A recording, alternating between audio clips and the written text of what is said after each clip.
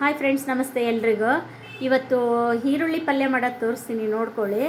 ದೋಸೆಗೂ ಚೆನ್ನಾಗಿರುತ್ತೆ, ಚಪಾತಿಗೂ ಚೆನ್ನಾಗಿರುತ್ತೆ, ಎಲ್ಲದಕ್ಕೂ ಚೆನ್ನಾಗಿರುತ್ತೆ, ನೋಡ್ಕೊಳ್ಳಿ. ಎಲ್ಲರೂ ಆರಾಮಿದ್ದೀರಾ ಅಂದ್ಕೊಂಡಿನಿ. ನಾನು ಆರಾಮಿದ್ದೀನಿ. ಇಷ್ಟು ದಿನ ಚಿತ್ರದುರ್ಗ ಹೋಗಿ ಹರಿಹರ ಎಲ್ಲ ಟ್ರಿಪ್ ಆಯಿತು, ಹಾಗಾಗಿ ಏನೂ ಹೆಚ್ಚಿಗೆ ಮಾಡೋಕ್ಕಾಗಿಲ್ಲ. ಇನ್ಮೇಲೆ ಸ್ಟಾರ್ಟ್ ಮಾಡ್ತೀವಿ ಒಂದೊಂದೇ. ನೋಡಿ, ಈರುಳ್ಳಿ ಪಲ್ಯನ ನೋಡ್ಕೊಳ್ಳಿ. ಇವಾಗ ಎಣ್ಣೆ ಹಾಕಿಟ್ಟಿದ್ದೀನಿ. ಇವಾಗ ಸಾಸಿವೆ ಜೀರಿಗೆ ಹಾಕ್ತೀನಿ ನೋಡಿರಿ. ಎಣ್ಣೆ ಕಾದ ತಕ್ಷಣ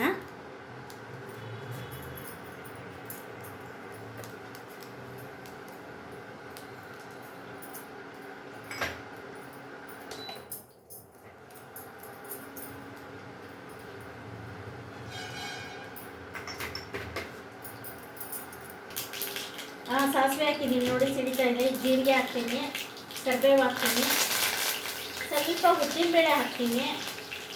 ಸ್ವಲ್ಪ ಒಗ್ಗರಣೆಗೆ ಉದ್ದಿನಬೇಳೆ ಇದ್ದರೆ ಚೆನ್ನಾಗಿ.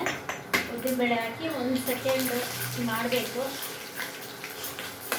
ಉದ್ದಿನಬೇಳೆ ಕೆಂಪಾಗೋದು ಇದು ಮಾಡಿಬಿಟ್ಟು ಆಮೇಲೆ ಈರುಳ್ಳಿ ಮೆಣಸಿನ್ಕಾಯಿ ಹಾಕಬೇಕು.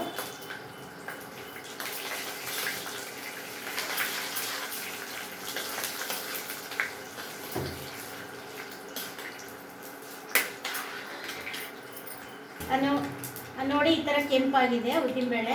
ಇವಾಗ ಮೆಣಸಿನ್ಕಾಯಿ ಹಾಕ್ತೀನಿ.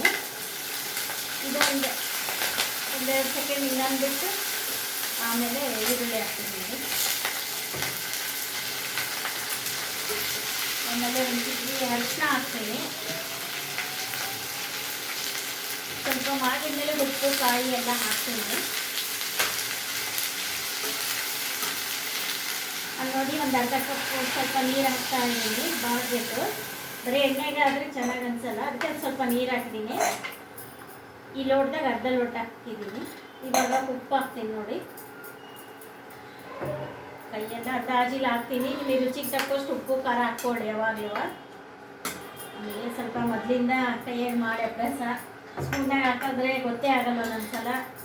ಇವಾಗ ತೆಂಗಿನಕಾಯಿ ಹಾಕ್ತೀನಿ ನೋಡಿ, ತೆಂಗಿನ ತುರಿ.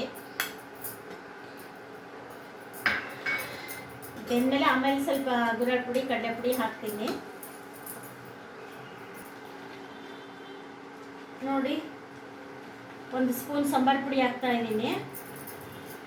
ಆಮೇಲೆ ಇದು ಸ್ವಲ್ಪ ನೀರು ಕಡಿಮೆ ಆಯಿತು, ನಾನು ಸ್ವಲ್ಪ ನೀರು ಹಾಕಿದೆ.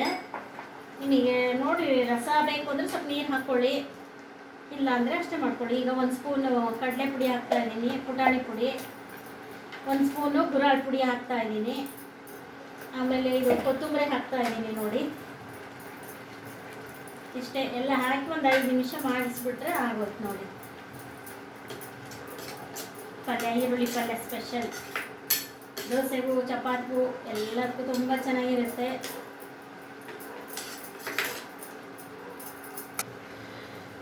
ನೋಡಿ, ಈರುಳ್ಳಿ ಪಲ್ಯ ಈ ಥರ ಆಗಿದೆ, ತುಂಬ ಚೆನ್ನಾಗಾಗಿದೆ. ಈ ಥರ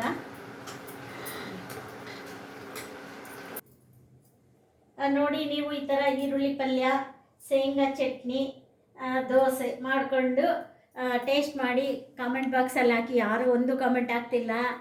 ಲೈಕ್ ಮಾಡಿ, ಶೇರ್ ಮಾಡಿ, ಸಬ್ಸ್ಕ್ರೈಬ್ ಮಾಡಿ. ಸ್ವಲ್ಪ ಲೈಕು ಕೊಡಿರಿ, ಜಾಸ್ತಿ ಲೈಕು ಬರ್ತಿಲ್ಲ. ದಯವಿಟ್ಟು ಸ್ವಲ್ಪ ಲೈಕ್ ಕೊಡಿ, ಶೇರ್ ಮಾಡಿ.